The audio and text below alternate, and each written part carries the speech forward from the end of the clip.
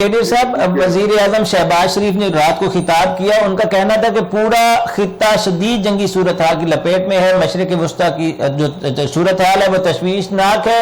برادر ممالک سلامتی اور استحکام اپنی سلامتی سمجھتے ہیں.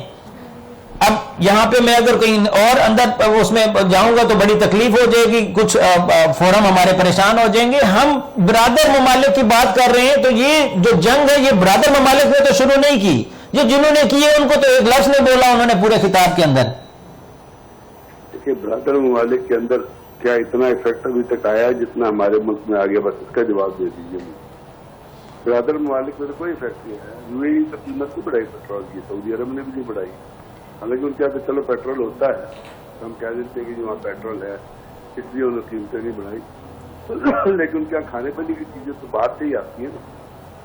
تو آپ ایک برادر ملک کا بتا دیں جس کے اندر جنگ کے اثرات ابھی آئے، جس طرح ہمارے یہاں جنگ کے اثرات آئے. یہ انہوں نے بنیادی طور پہ جو شارٹ فال تھا نا ریونیو کا، پیسے نہیں کلیکٹ کر سکتے تھے، وہ ٹیکس کیا اور آئی ایم ایف نے ڈنڈا دیا تھا، اس کو پورا کرنے کے لیے کوئی جو انہوں نے ٹیکس دینا ہوتا بڑے بڑے لوگوں نے وہ تو ٹیکس دیتے نہیں. تو اس کا ابھی تک نہیں چل رہا. پھر اس کا پریشر ڈالنے کے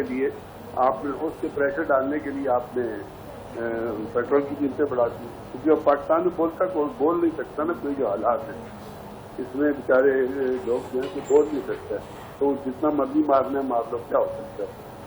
تو یہ حالات ہیں. آپ مجھے بتائیں کس برادر ملک میں فی الحال جنگی وہ ٹھیک ہے ان کے یہاں فائرنگ ہو رہی ہے، ان کے یہاں میزائل گر رہے ہیں، ان کی انڈسٹری تباہ ہو رہی ہے، لیکن وہاں تک جہاں تک ان کے عام آدمی کا تعلق ہے اس کے اوپر تو ابھی تک افیکٹ نہیں آیا. کہ ہمارے ہی اوپر سارا افیکٹ آنا، جہاں پہ نہ کوئی بم آیا ہے نہ کوئی